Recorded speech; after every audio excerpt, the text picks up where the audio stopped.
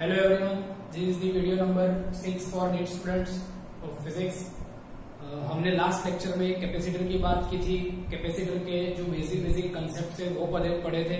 Capacitance की formula C equals to Q by V, उसके units क्यों हम स्मॉल यूनिट्स यूज करते हैं वो हमने पढ़ा था। अर्थ का कैपेसिटेंस कितना होगा, पैरेलल प्लेट जो कैपेसिटर होती है उसका कैपेसिटेंस की formula C equals to epsilon 0 A by D, वो कैसे आता है वो सब पढ़ा था। फिर एक चीज हमने देखी थी कि पैरेलल प्लेट कैपेसिटर को क्यों यूज करते हैं स्फेरिकल कैपेसिटर की जगह पे, वो भी पढ़ा था। स्फेरिकल कैपेसिटर जो है उसका कैपेसिटेंस क्या होगा तो 4 पाई एप्सिलॉन 0 R, वो सब हमने पढ़ा था।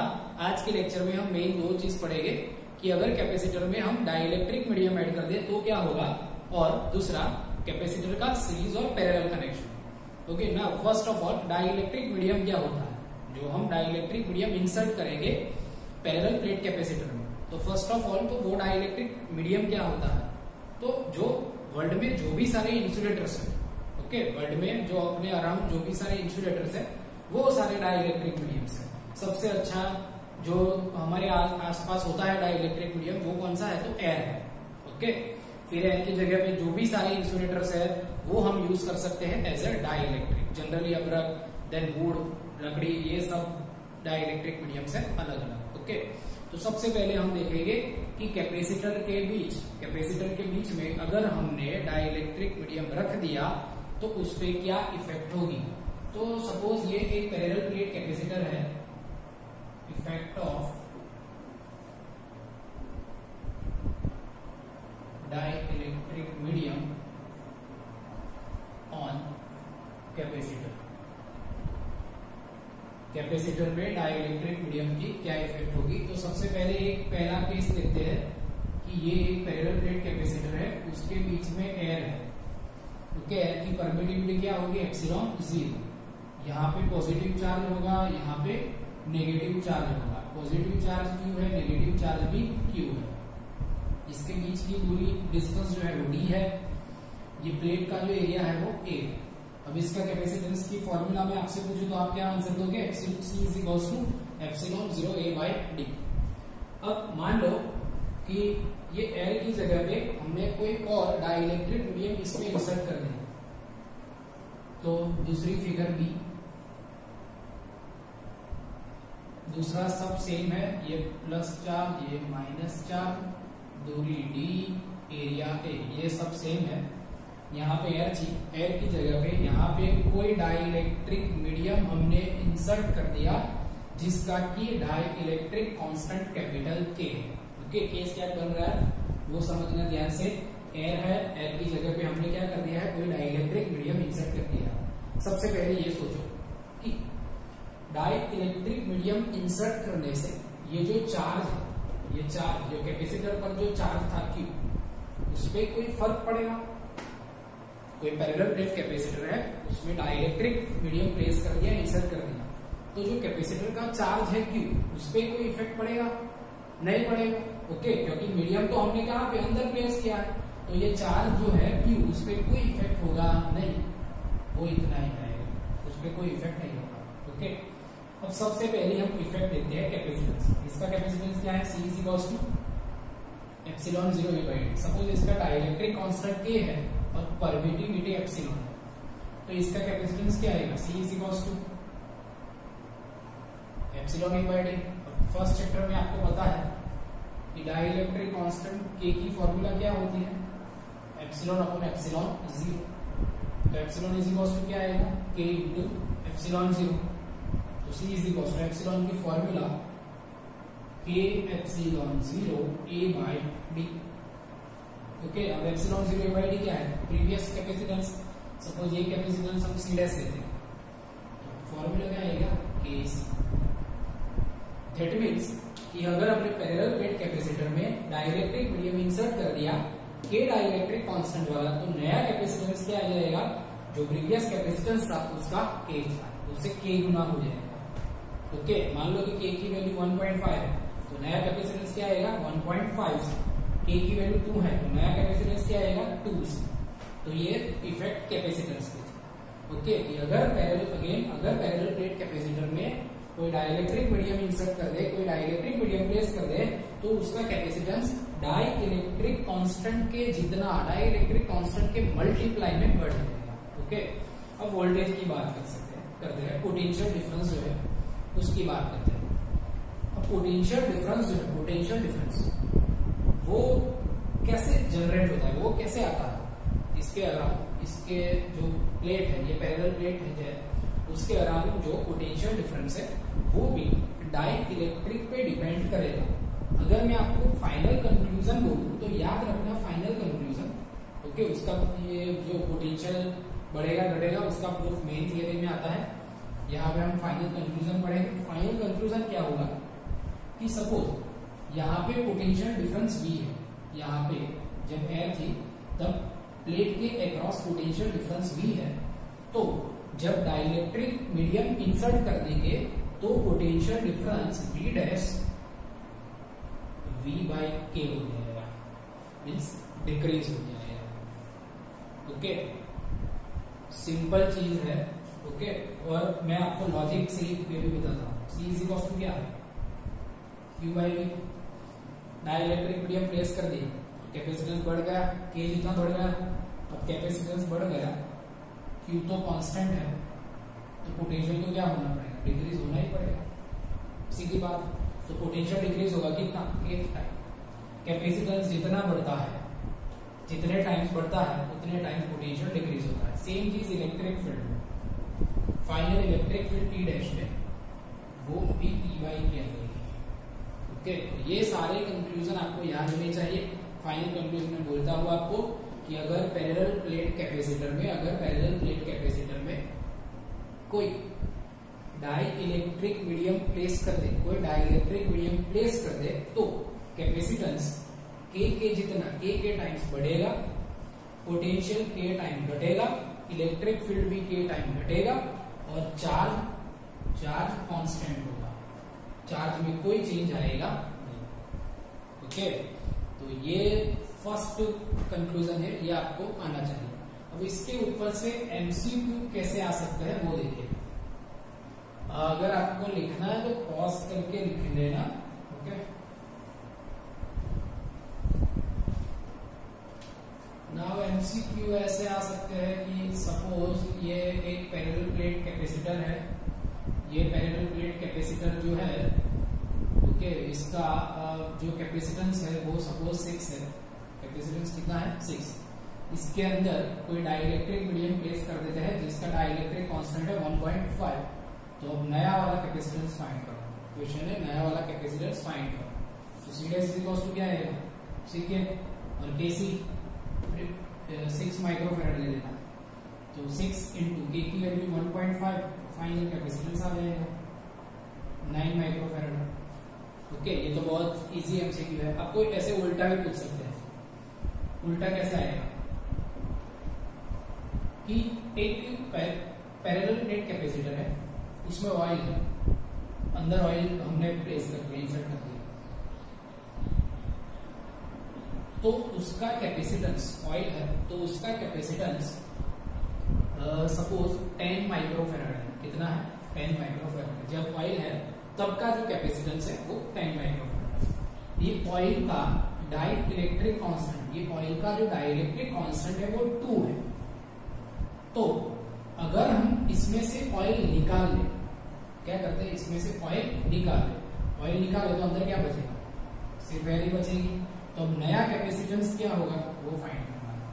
ओके, यहाँ पे क्या दिया था, एयर का दिया हुआ था और नया फाइंड करना था। इन दिस केस जब ऑयल है तब का दिया हुआ है और जब एयर होगी तब का फाइंड करना है।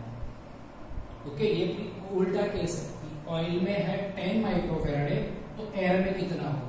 तो ऑयल वाले को C डैश बोल दो, एयर वाले को C बोल दो। Again same formula, C dash equals to CK, so C is equals to C dash by K। C dash का वैल्यू 10, K 2, तो जब एयर होगा तब कितना आएगा 5 माइक्रोफैराड।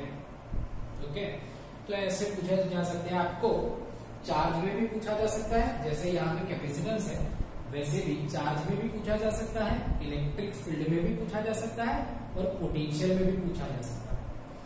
इसमें ही हम एक और केस लेते हैं। देखो ये इंपॉर्टेंट है, ये अगर आ गया आपको तो तो सार सब आ जाएगा, इसमें से कोई भी एमसीक्यू आ जाएगा। तो देखो ये कैसे होता है कि अगर हमें एक पैरेलल प्लेट कैपेसिटर दिया हुआ है, ये जो पैरेलल प्लेट कैपेसिटर है उसकी चौड़ाई डी है, दो प्लेट के बीच का डिस्टेंस डी है, एरिया ए, पहले क्या है इसमें सारी एयर है।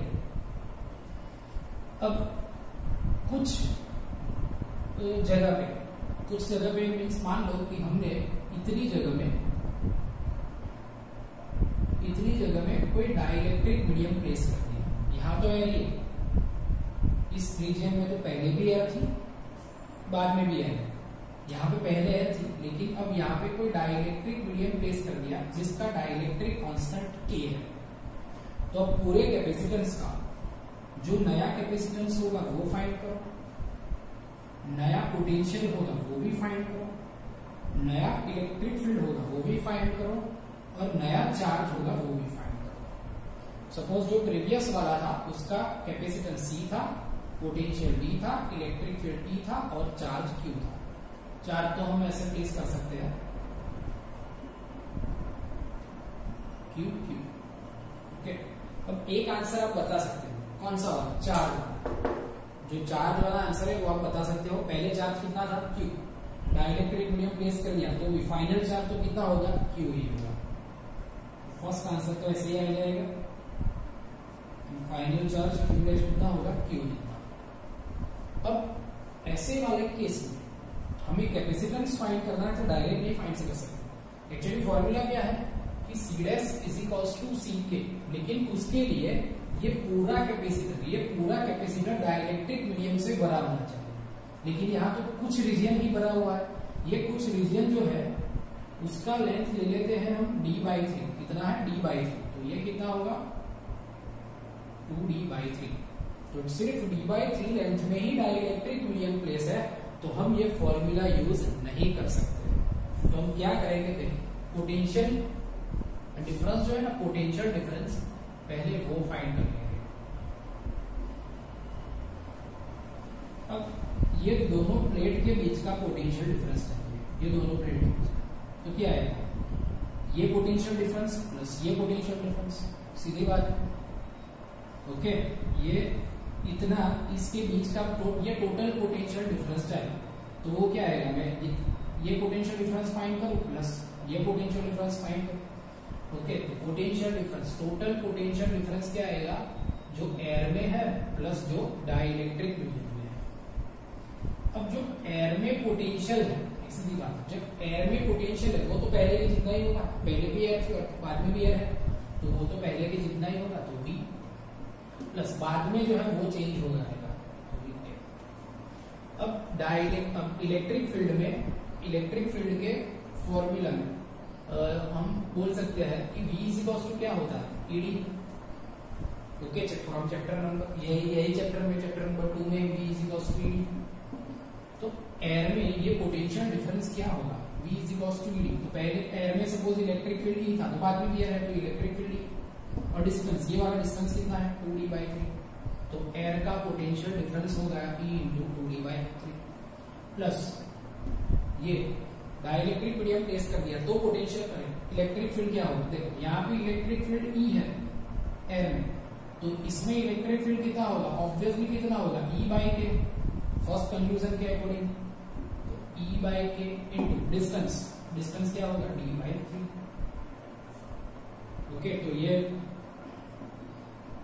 पोटेंशियल आएगा, जो भी कॉमन निकलता है वो कॉमन निकाल लो, E इंटू D/3, ये कॉमन है, by3 को हम अंदर लिख लेते हैं, तो आएगा क्या? तो 2 प्लस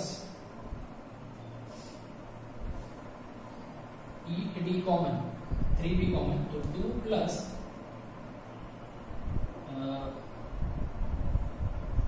वन बाई के, ED/3, 2 प्लस 1/k, ऐसा है, देखो।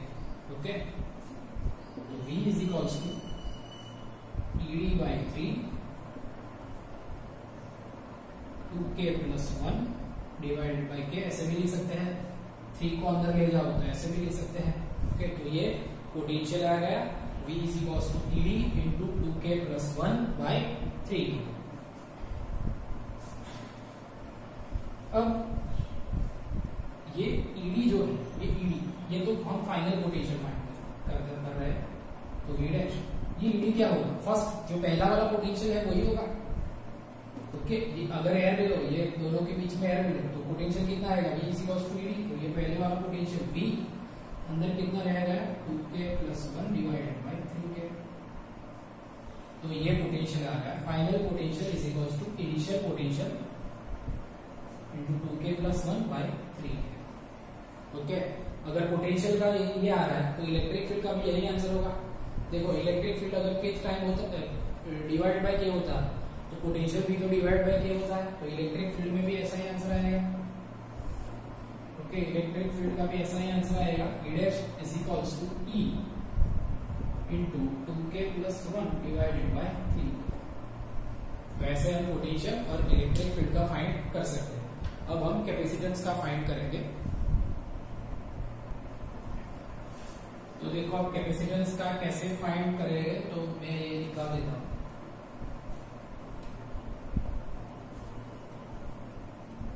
फाइनल कैपेसिटेंस फाइंड करना है तो C dash is equals to, formula क्या आएगी? C dash is equals to Q by V, that means Q dash by V dash. Okay, अब जो फाइनल चार्ज है वो तो Q ही है। फाइनल पोटेंशियल V डैश क्या होगा? ये होगा V into 2k plus 1 divided by 3k। Q by V को क्या लिखेंगे? C लिखेंगे। तो C dash is equals to C into 3k by 2k plus 1। This is how you can find out the final capacitance, final potential difference and final electric field. But remember, याद रखना कि पहले आपको क्या find करना है? Potential difference find करना है। ओके, तो ये था डाइलेक्ट्रिक मीडियम वाला पोर्शन। अब जो हम देखेंगे वो है series and parallel connection of capacitor. Series and parallel connection of capacitor. एक साइड हम सीरीज कनेक्शन ले लेते हैं, दूसरी साइड पैरेलल कनेक्शन ले लेते हैं। सीरीज कनेक्शन में कॉम्बिनेशन ऐसा आएगा, आपने थियरी में पढ़ाई होगा। V इसका सपोज कैपेसिटेंस C1, इसका C2, इसका C3। पैरेलल में कनेक्शन ऐसा जाएगा,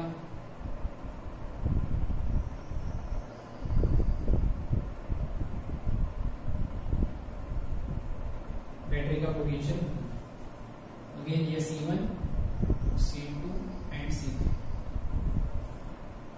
सीरीज कनेक्शन है, ऐसा हमें मालूम कैसे पड़ेगा? तो आपने चैप्टर 3 को पढ़ाई है, तो ऐसा मान लो कि ये बैटरी में से करंट निकल रहा है। एक्चुअली ये कैपेसिटेंस पे तो चार्ज जाएगा। ओके, लेकिन मान लो कि करंट निकल रहा है, यहां से करंट निकल रहा है, करंट I सब कैपेसिटर में सेम ही फ्लो होगा। C1 में से कितना करंट है? I, C2 में I, C3 में भी I। अगर सेम करंट जाए, ओके, अगर सेम करंट जाए तो वो कनेक्शन कैसा होगा? सीरीज। यहाँ पे करंट आए, लेकिन यहाँ से वो डिवाइड हो जाएगा, डिस्ट्रीब्यूट हो जाएगा। यहाँ से I1, यहाँ से I2, यहाँ से I3। तो यहाँ पे क्या आएगा? करंट सेम आएगा नहीं। ओके, अगर करंट सेम आ गया तो सीरीज कनेक्शन, अगर करंट डिफरेंट आ रहा है तो पैरेलल कनेक्शन। जो आपको एमसीक्यू और एग्जाम्पल्स देंगे उसमें सीरीज या पैरेलल नहीं बोला होगा और ऐसी फिगर नहीं होगी, कॉम्प्लिकेटेड फिगर होगी। तो उस टाइम सीरीज और पैरेलल डिसाइड करने के लिए आप ये यूज करना, करंट फ्लो कर देने का। अगर करंट सेम फ्लो हो रहा है तो सीरीज कनेक्शन, करंट डिस्ट्रीब्यूट हो रहा है तो पैरेलल कनेक्शन। ओके, यहाँ पे करंट सेम है तो ऑब्वियसली चार्ज भी क्या होगा? सेम ही होगा। ओके, करंट सेम फ्लो हो रहा है, देखो तो चार्ज भी क्या होगा, सेम ही होगा, तो चार्ज भी same, Q1 Q2 Q3 same होगा। ओके, यहाँ पे चार्ज डिफरेंट होगा लेकिन पोटेंशियल डिफरेंस सेम होगा। यहाँ पे पोटेंशियल डिफरेंस जो है वो डिफरेंट आएगा, सेम नहीं आएगा। सपोज इसका पोटेंशियल टोटल V है तो इसके अंदर V1 पोटेंशियल जाएगा, इसके अंदर V2, इसके अंदर V3। ओके, लेकिन ऐसे जाएगा कि V1 plus V2 plus V3 is equal to क्या होगा, टोटल V होगा। ओके, यहाँ पे क्या होगा कि सब में पोटेंशियल तो V ही होगा, यहाँ पे पोटेंशियल भी, यहाँ पे भी, यहाँ पे भी, लेकिन यहाँ पे चार्ज Q1, यहाँ पे Q2 और यहाँ पे Q3 और वो सेम होगा नहीं। ओके, इसका जो कैपेसिटेंस है उसका फॉर्मूला का क्या आएगा, तो C is equal to main formula Q by V है, उससे आप प्रूव करो, ये फॉर्मूला ले लो पहले तो। ओके, दोनों साइड Q से डिवाइड कर लो तो C का रेसिप्रोकल हो जाएगा, इसलिए फॉर्मूला क्या आएगा कि 1/C is equal to 1/C1 plus 1/C2 plus 1/C3। ये है इक्विवेलेंट कैपेसिटेंस की फॉर्मूला सीरीज कनेक्शन के लिए। ओके, अगर सीरीज कनेक्शन है तो ये इक्विवेलेंट कैपेसिटेंस की फॉर्मूला है।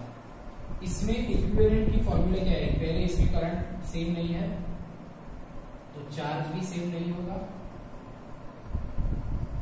ओके, बट पोटेंशियल डिफरेंस जो है वो सेम होगा, पोटेंशियल डिफरेंस ऑलवेज सेम होगा। और जो इक्विवेलेंट है उसकी फॉर्मूला क्या होगी, C is equal to C1 plus C2 plus C3। Okay, तो ये दोनों इक्विवेलेंट कैपेसिटेंस की फॉर्मूला। तो ये है series and parallel conduction of capacitor. Okay, अब इसके ऊपर एक एमसीक्यू करेंगे। एक्चुअली आज हम बेसिक एमसीक्यू करेंगे, जो नीट के अकॉर्डिंग जो एमसीक्यू है, जो अच्छे एमसीक्यू, वो हम कल करेंगे, नेक्स्ट वीडियो में करेंगे। ओके, दोनों के डाइलेक्ट्रिक और सीरीज पैरेलल के दोनों के कुछ कंबाइन में आएंगे, तो उसका हम एमसीक्यू कल करेंगे। सपोज आज एक एग्जांपल, सपोज आपको ऐसे दिया है कि ऐसे एक सिस्टम है,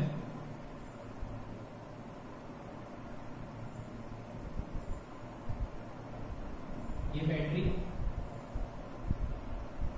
V1, इसका कैपेसिटेंस है 100 माइक्रोफैराड है, इसका भी 100 माइक्रोफैराड है, इसका भी 100 माइक्रोफैराड है, ये भी 100 माइक्रोफैराड है। क्वेश्चन है इक्विवेलेंट कैपेसिटेंस फाइंड करो। क्वेश्चन क्या है कि इक्विवेलेंट कैपेसिटेंस फाइंड करो। ये पॉजिटिव टर्मिनल, ये नेगेटिव, यहां से करंट निकलेगा, करंट निकला तो ये यहां पे डिस्ट्रीब्यूट होगा। सपोज यहाँ पे I1 है, यहाँ पे I2 है, तो डिस्ट्रीब्यूट होगा तो कंपल्सरी ये और ये दोनों कैसे आएंगे, पैरेलल। लेकिन देखो ये 100 में से I1 गया, ये 100 में से भी कितना गया, I1, तो ये दोनों कैसे आएंगे सीरीज में। इसको मैं ले लेता हूँ C1, ये C2, ये C3 और C4। देखो C3 और C2 दोनों में से करंट कैसा जा रहा है, सेम जा रहा है, तो पहले C2 एंड C3 कैसे आएंगे सीरीज कनेक्शन में। अगर सीरीज कनेक्शन में आ गए तो उनका इक्विवेलेंट कैपेसिटेंस, सपोज वो C डैश है तो वो क्या होगा, ये भी 100 है, ये भी सपोज 200 है कुछ, एग्जांपल कैलकुलेशन सिंपल करने के लिए, ये भी 200 है, ये भी 200 है। सीरीज कैलकुलेशन के हिसाब से अगर आप कैलकुलेट करोगे तो आंसर कितना आएगा, 100 माइक्रोफैराड है। Formula 1/C double dash is equals to 1/C2 plus 1/C3। C double dash find करोगे तो आएगा 100 माइक्रोफैराड। तो फिगर ऐसे बनेगी।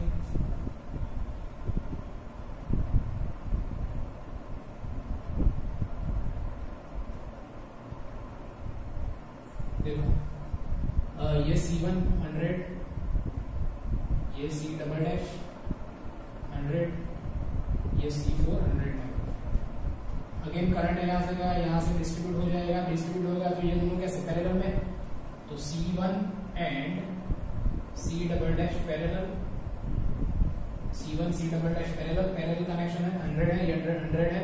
सपोज इसका इक्विवेलेंट C डैश है, ये दोनों का इक्विवेलेंट C डैश है, तो क्या आंसर आएगा, 200 माइक्रोफैराड है। ओके, ओके, अगेन दूसरी फिगर बना लेते हैं। इसके ऊपर से जो फाइनल दूसरी फिगर आएगी, ये दोनों का इक्विवेलेंट 200 आ रहा है, तो ये 200 बैटरी, यहाँ पे जो पहले से था ये है C डैश 200 माइक्रोफैराड है, ये है C4 100 माइक्रोफैराड है, और ये बैटरी। अब ये दोनों कैसे दिख रहे हैं आपको? अगर देखोगे तो पैरेलल में दिखेंगे, लेकिन पैरेलल में नहीं है। ये पॉजिटिव नेगेटिव, यहां से करंट गया I, तो यहां से भी कितना जाएगा I, बीच में कोई जंक्शन ही नहीं है डिस्ट्रीब्यूट होने के लिए। तो जो यहां से अगर करंट I जा रहा है तो यहां से भी करंट I जा रहा है, मीन्स कि ये 200 और 100 दोनों कैसे हैं? सीरीज में है। ओके, तो C डैश एंड C4 कैसे आ गए? सीरीज में। सपोज इसका फाइनल इक्विवेलेंट कैपेसिटेंस C है, इसका सीरीज कैलकुलेशन आप फाइंड करोगे तो आंसर आ जाएगा 200 डिवाइड बाय 300, सो आंसर आ जाएगा I think 200 divide by 3 microfarad. Okay, yes, 200 divide by 3 microfarad. तो ऐसे हम इक्विवेलेंट कैपेसिटेंस फाइंड कर सकते हैं। ऐसे आपको 2-3 इक्विवेलेंट कैपेसिटेंस फाइंड करने हैं, लेकिन जो भी नीट के अच्छे एग्जाम्पल है वो हम कल करेंगे। Okay, thank you.